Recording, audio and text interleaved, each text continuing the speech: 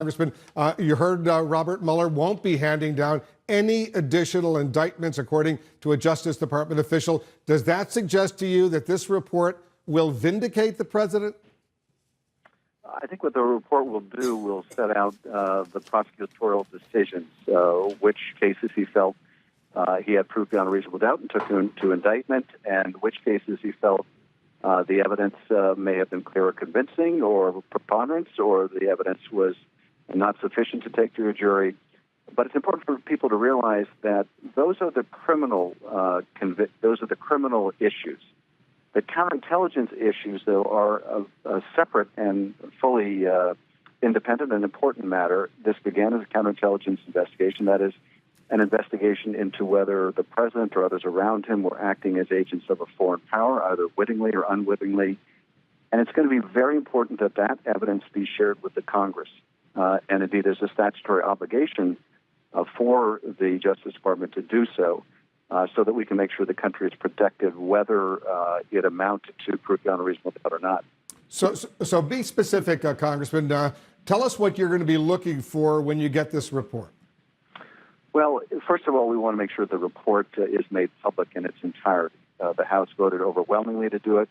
The Attorney General said that he would be as transparent as possible, consistent with law and policy.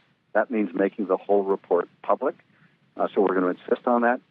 But second, we want to see the underlying evidence, because there may be conduct that was criminal but not sufficiently provable, or there may be a broader body of conduct that is deeply compromising to our national security but is not a criminal matter. And to give you one illustration, the president during the campaign, and quite at odds with his public pronouncements of having no business dealings with the Russians, was secretly trying to make the biggest deal of his life and get the Kremlin's help with it to build this tower in Moscow. That is deeply compromising. And indeed, when that project was discovered, that the negotiations went on well after the president said they were, the Kremlin tried to participate in the cover-up along with the president. If there's other compromising information like that, the Congress needs to know so it can protect the country. How should lawmakers, Congressman Schiff, respond if the Attorney General, Bill Barr, decides to withhold what you would call significant information from Congress? Well, first of all, we need to point out to the department that it would be establishing a horrendous double standard, that during the last Congress, when the Republicans were in charge, the Justice Department provided over 880,000 pages of discovery to the Congress in an investigation in which no one was indicted. That is, the Hillary Clinton email investigation. It did so because it felt there was a significant public interest and because the Congress insisted. Well, we are insisting now. The public interest is, frankly, even greater because the allegations here are far more serious than those against Hillary Clinton. And so I would first argue that the department cannot adopt a double standard and should cooperate willingly. But if it doesn't, we will have to subpoena the evidence. We will have to subpoena Mueller or others to come before the Congress and answer questions, because if there is evidence of a compromise, whether it arises to the level of criminal conduct or not, it needs to be exposed. So as you mentioned, you and so many other Democrats, you want to see the underlying evidence, everything that was discovered over the past 2 years, not just what we call the top line conclusions. Are you confident you can win that fight if it has to wind up in court?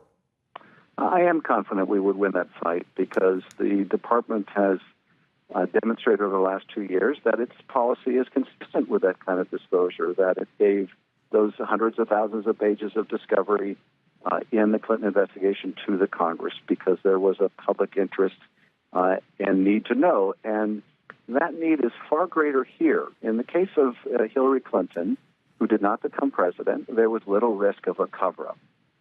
In the present case, where the president has daily, including today, sought to discredit the Mueller investigation, has frequently made false statements about his dealings with the Russians and that of his family and campaign, there is all too much reason to fear a cover-up.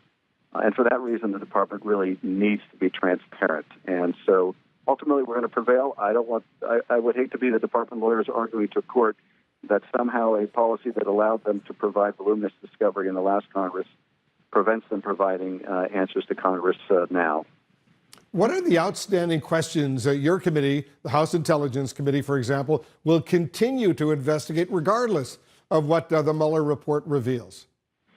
Well, there are any number of examples that I could give you of information that we've obtained in our investigation, information that's become clear from the special counsel investigation that may not be neatly summed up in a decision or disclosure that we decided to indict A but not B.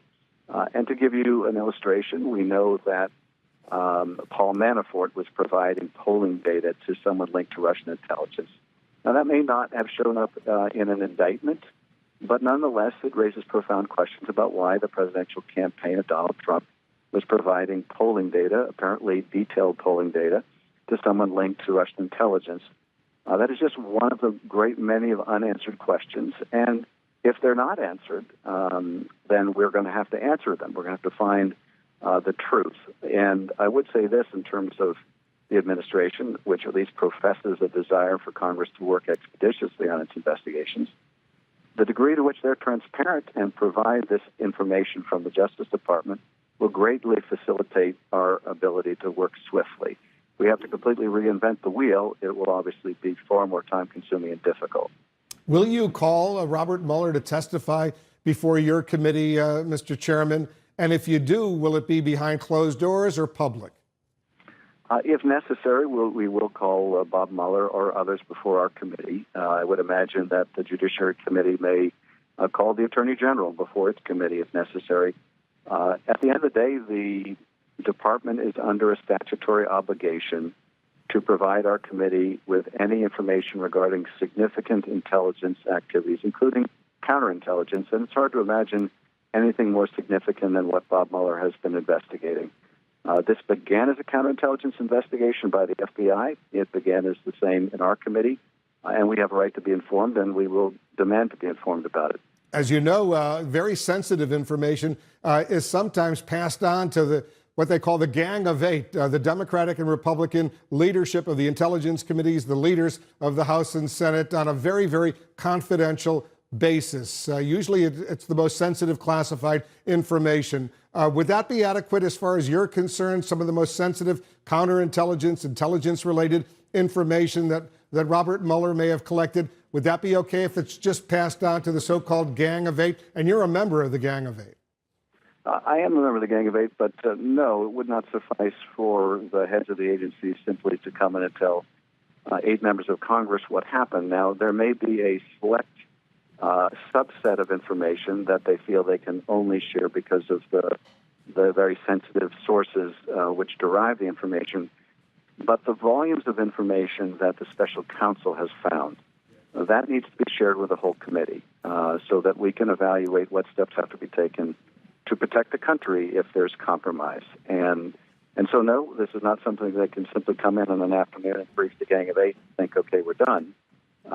We're going to need to have the same kind of discovery that we saw during the last Congress, and indeed it may be far more extensive than that, to make sure that U.S. policy is driven by U.S. interests and not because the president or anyone around him is looking to make money from the Kremlin on a tower or anything else.